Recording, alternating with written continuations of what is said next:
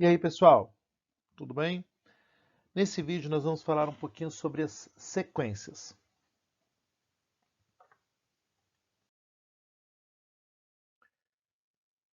Sequência é uma sucessão, um encadeamento de fatos que se sucedem.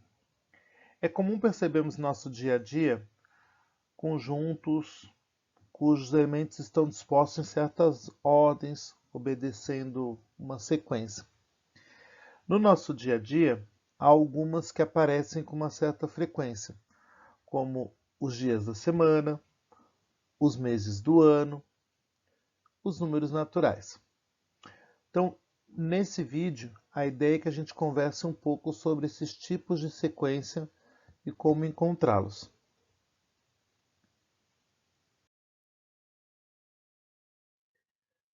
Vamos pensar num exemplo para isso. Todos nós sabemos que o Brasil ele é pentacampeão mundial de futebol. E os anos, em ordem cronológica em que ele foi campeão mundial, foi 1958, 1962, 1970, 1994 e 2002. É um time campeão. Essas datas, elas formam um conjunto com os elementos dispostos numa determinada ordem. Isso é um tipo de sequência. Nesse caso, a gente está falando de uma sequência finita. A gente sabe onde começa, qual foi o primeiro ano em que ele foi campeão, e a gente sabe onde termina, o último ano em que ele foi campeão. O estudo de sequências, dentro da matemática, ele é um conjunto de números reais dispostos em certa ordem. Pode ser crescente, decrescente, depende do tipo de sequência que a gente está formando. E aí a gente chama essa sequência de sequência numérica. Então, vamos ver alguns outros exemplos, pensando agora matematicamente sobre isso. Então, o conjunto ordenado 0, 2, 4, 6, 8, 10 é a sequência de números pares. A partir do zero, todos os pares positivos. O número ordenado 7, 9, 11, 13, 15 é a sequência de números ímpares, menores entre 7 e 15. O conjunto 2, 10, 12, 16, 17, 18, 19 e 20 é uma sequência de números que começam com a letra D. Então, 2, 10, 12, 16, todos começam com a letra D. 2, 3, 5, 7, 11, 13 é uma sequência, a sequência dos números primos. Observem, não confundam. Eu tenho 2 aí, então eu não posso dizer que é a sequência dos números ímpares, tá? E também está faltando 9 nessa sequência. Então é uma sequência dos números primos, tá bom? Matematicamente, então, quando temos uma sequência numérica qualquer, representamos seu primeiro termo por A1 e assim sucessivamente. Sendo o último termo dessa sequência, a gente chama ele de AN ou enésimo termo, tá bom? Esse sempre vai ser o último termo da nossa sequência. Então vamos pensar em outro exemplo. Nessa sequência, 2, 4, 6, 8 e 10. O que nós temos aí? O A1 vale 2, o A2 vale 4, o A3 vale 6, o A4 vale 8 e o A5 vale 10. O primeiro termo dessa sequência seria o número 2 e o último termo, o AN, seria o termo 10, tá? O enésimo termo. Essa sequência ela é uma sequência finita. Também eu sei onde começa e eu sei onde termina. Vamos ver mais algumas situações. Como eu já tinha falado lá nos slides anteriores, a gente está falando em sequência finita. A sequência finita é aquela onde eu sei onde começa e aonde ela termina. Então vejam, 2, 3, 5, 7, 11, 13, 17, 19, 23, 29. O primeiro termo é o 2, o último termo é o 29. Nesse caso, eu sei onde começa, sei onde termina. Então, ela é uma sequência finita. Vejam, posição relativa de times de futebol da primeira divisão do futebol brasileiro. Então, do primeiro ao 20. Eu sei onde começa, eu sei onde termina. Tá bom? Agora, quando eu sei aonde começa esse número, mas não sei onde termina, a gente chama de sequência infinita. Então vejam, ó, 0, 1, 2, 3, 4, 5. Esses três pontinhos, essas reticências, me indicam que esse conjunto continua. Que conjunto é esse? É o conjunto dos números naturais. Agora, ó, 2, 3, 5, 11, 13, 17, não. Três pontinhos. É o conjunto dos números primos. Eu também não sei aonde ele termina. Eles são infinitos. 2, 4, 6, 8, 10, 12, 14, 16. Três pontinhos. Também é um conjunto infinito. Nesse caso, o conjunto dos números pares.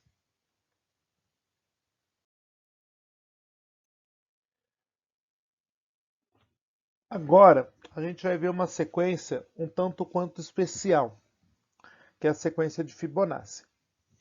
Então veja, o matemático italiano Leonardo de Pisa, mais conhecido como Fibonacci, contribuiu com diversas pesquisas para o desenvolvimento da matemática. Em 1202, em seu livro intitulado Liber Abaci, apresentou um problema que o consagrou. Então, esse problema é o problema dos coelhos. A partir desse problema, ele conseguiu montar uma sequência que até hoje ela é trabalhada e ela é encontrada em diversos ramos da natureza. A gente vai ver sobre isso um pouquinho.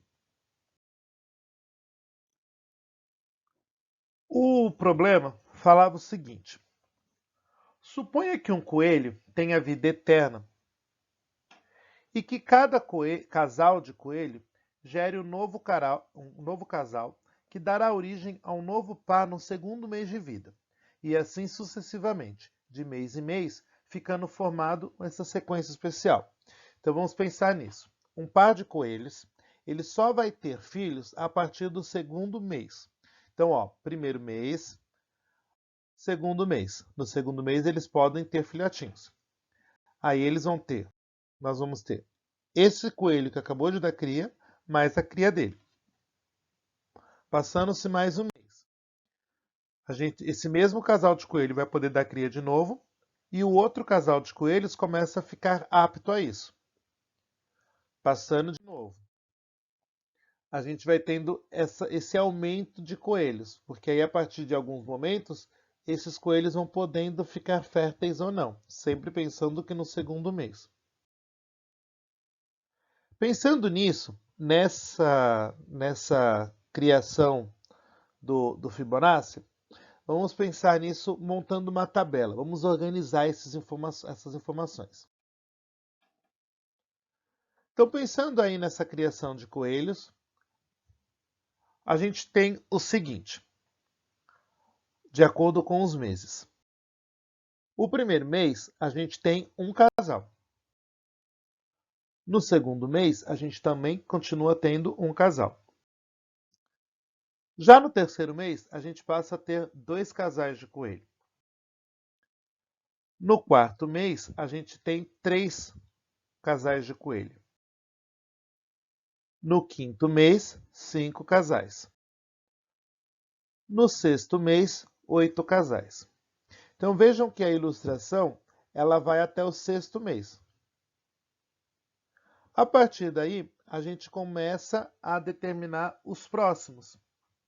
Então vamos ver como que isso funciona. No sétimo mês, eu vou ter 13 casais. No oitavo mês, 21 casais. E no nono mês, 34 casais. Isso infinitamente. Então, observem que se a gente pensar para achar de um mês para o outro, eu estou sempre fazendo uma sequência. E essa sequência se dá no seguinte. Vamos pensar aqui, ó. no terceiro mês, eu somei a quantidade de filhotes de casais do primeiro e do segundo mês, para achar o terceiro. No quarto mês, eu somo o terceiro mês com o segundo mês. No quinto mês, eu somo o quarto com o terceiro. No sexto, eu somo o quinto com o terceiro. No sétimo, o sexto com o quinto. No oitavo, o terceiro com o sexto. O sétimo com o sexto.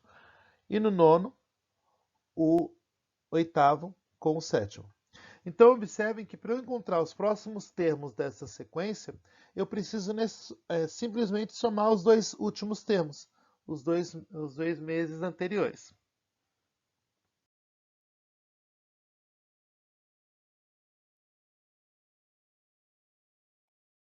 Essa sequência de Fibonacci é um padrão numérico que pode aparecer em vários seres vivos. Essa sequência é muito comum na natureza e pode ser observada em vários seres vivos, como insetos, plantas, no rosto humano, até mesmo no rabo de um camaleão, e em várias estruturas em um mesmo ser vivo. Um bom observador vai notar que a sequência liga-se facilmente à natureza. Então a gente vai ver alguns casos sobre isso. A sequência de Fibonacci, quando ele montou nessa espiral. Tá? Então, 1, 2, 3, 5, 8 e assim por diante. Então, observem que ela monta um desenho, né, de espiral. Se a gente observar em alguns elementos da natureza, a gente vai encontrar essa proporção aqui. Os gregos usavam bastante isso. Tá? Então, vejam, ó, aqui é o mapa da África. Olha aqui, ó, a proporção acontecendo, a sequência acontecendo. Olha aqui, ó, no universo, no sistema, na constelação. Ela também está acontecendo aqui, ó. Na nossa orelha, no pavão, no chifre, nas plantas, nos animais. E aqui é uma concha, tá?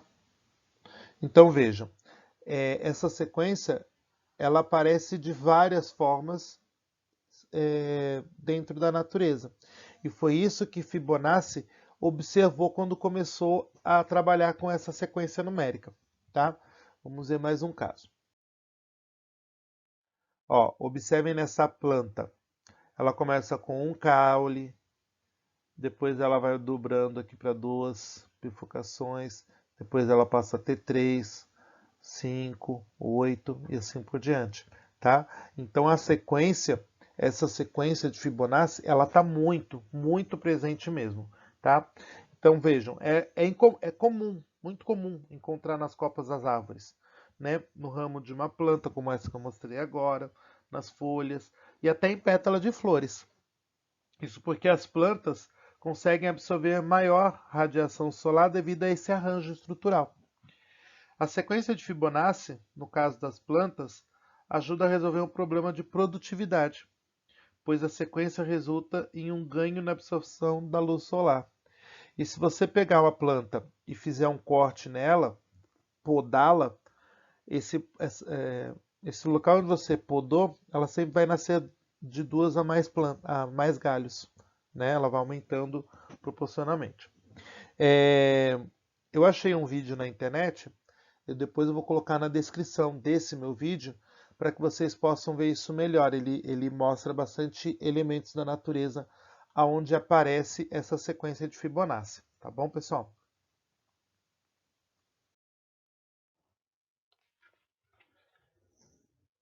Aí, nós temos, para montar, né, essas sequências, no geral, a gente precisa determinar uma lei de formação para ele, para determinar qual é a ordem que como é que eu consigo descobrir o próximo termo. Veja, lá na Fibonacci, o que a gente fez? Era sempre o termo o termo que eu queria agora era sempre a soma dos dois últimos. Isso é uma lei de formação, né? E aí a gente vai pensar em algumas sequências para que a gente consiga encontrar essa lei de formação, né? Então, ó, vamos pensar numa sequência. 2, ou 0, 2, 4, 6, 8 e 10. Observa bem essa sequência.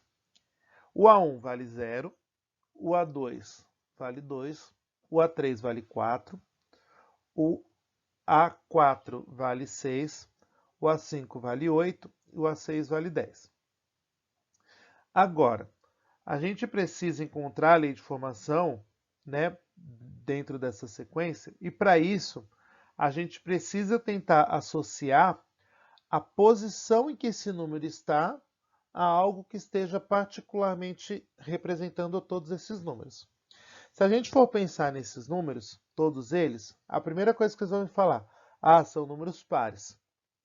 Aí outro vai me falar assim, eles são múltiplos de 2. Realmente, essas características é o que a gente precisa pensar na hora de montar a sequência. Então, ó, vamos pensar, eu vou colocar esses valores na tabela. Colocando na tabela, a gente vai fazer a decomposição deles. Então, vejam, o 0, já que a gente falou que todos eles são múltiplos de 2, são pares, para ser par ele tem que ser múltiplo de 2, a gente vai decompor eles pensando no 2. Então, o 0 é o mesmo que 2 vezes 0. O 2 é o mesmo que 2 vezes 1. O 4 é o 2 vezes 2. O 6 é o 2 vezes o 3. O 8 é o 2 vezes o 4. E o 10 é o 2 vezes o 5. Pensando nessa situação, a gente já pode observar que algo está em comum, que é o 2. Então ele está em comum para qualquer situação desses números aí. Pensando nisso, então, e pensando na posição, o 0 está na posição 1, o 2 está na posição 2, o 3 está na posição, o 4 está na posição 3, o 6 está na posição 4, o 8 está na posição 5 e o 10 está na posição 6. E a gente já observou que o 2 é algo em comum.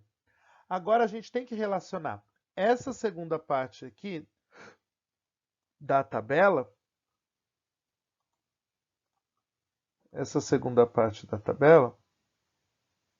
da decomposição aqui dos números, a gente tem que relacionar isso aqui à minha posição. O que está acontecendo em relação à posição? Então vamos pensar o que a gente já tem nessa tabela. O 2 está em comum para todas as posições. Isso é um fato. Agora, se a gente pensar nesse número que está multiplicando, o 2, vai ser a posição menos 1. Então, ó, 0 está multiplicando 2 na primeira. Ele era a posição que é 1, menos 1. Depois eu multiplico por 1. Então vai ser 2 menos 1. Depois multiplico por 2. 3 menos 1. Multiplico por 3. 4 menos 1. Multiplico por 5, por 4, 5 menos 1. E multiplico por 5, que é 6 menos 1. Então observem que eu estou sempre subtraindo 1 para achar esse valor. Então o que nós temos? Que esse AN, que esse termo geral, vai ser 2 vezes, aí dentro do parênteses, o que nós temos? N menos 1. Esse N é a posição. E o menos 1 é o que a gente acabou de falar que está fazendo. Só que observa, tá feio desse jeito que a gente deixou. A gente tem que organizar essa equaçãozinha. Então, vamos fazer aqui uma distributiva. E aí, quando a gente fez a distributiva, a gente vai achar 2n's menos 2. Essa é a lei de formação para essa sequência. Tá bom? Então, observem o seguinte. Sempre que eu for analisar, pegar qual é o número para encontrar essa posição, eu tenho que pensar, para achar a lei de formação, eu preciso pensar na posição em que ele está e, a partir disso, ver o que esses números têm em comum, para que eu consiga encontrar qual é a lei de formação para cada situação. Tá bom? Outra situação. Considere a seguinte sequência de figuras formadas a partir de pontos. Então, ó, esse tipo de exercício cai bastante no Saresp, provas de concurso, porque eles querem ver se vocês conseguem analisar a partir da lógica, uma sequência lógica para isso. Então, ó, na primeira figura eu tenho uma bolinha, depois 3, depois 8 e assim vai crescendo. Então, ó, para escrever a 30ª figura dessa sequência, a quantidade de pontos adicionais que devem ser utilizados em relação ao que é necessário para escrever a 29ª é de quanto? Então, na verdade, a gente precisa fazer o quê? Descobrir quantas figuras cabe na figura de 29, quanto cabe na 30 e subtrair uma da outra, porque ele quer saber quantas bolinhas a mais eu preciso acrescentar para chegar na figura 30, a partir da 29. Pensando nisso,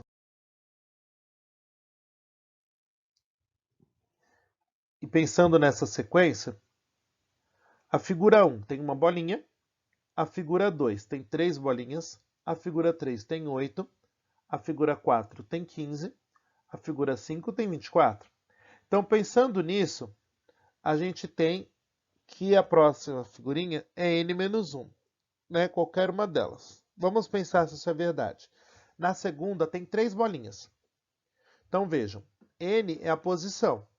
A posição 2, 2 ao quadrado, 4. Menos 1, 3. Verdadeira. A posição 3 tem 8 bolinhas. Então, 3 ao quadrado, 9. Menos 1, 8. A posição 4 tem 15 bolinhas. 16, 4 ao quadrado, 16. Menos 1, 15. E a bolinha, a quinta figura, tem 24.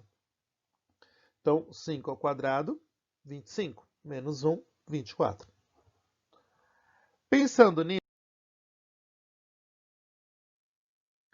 e sabendo dessa lei de formação, a gente consegue determinar quantas bolinhas vão ter na figura 29, que vai ser 29 ao quadrado menos 1.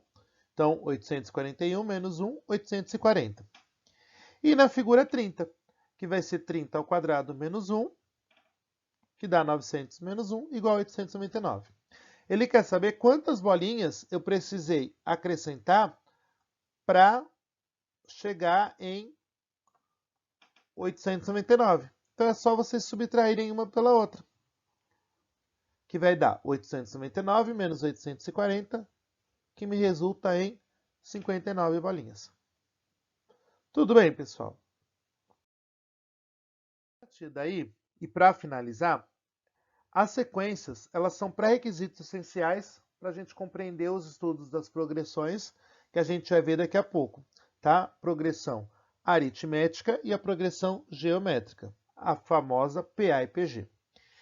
Esses são termos que a gente vai conhecer nos próximos vídeos, tá bom? Essas sequências, elas são conhecidas, como eu falei, como PA e PG, são sequências numéricas com algumas propriedades específicas, que a gente vai ver depois, e com alguns tratamentos particulares. A identificação, o conhecimento sobre o assunto, sequência e sucessões, ela vai ser fundamental para a gente conseguir entender as progressões, tá ok?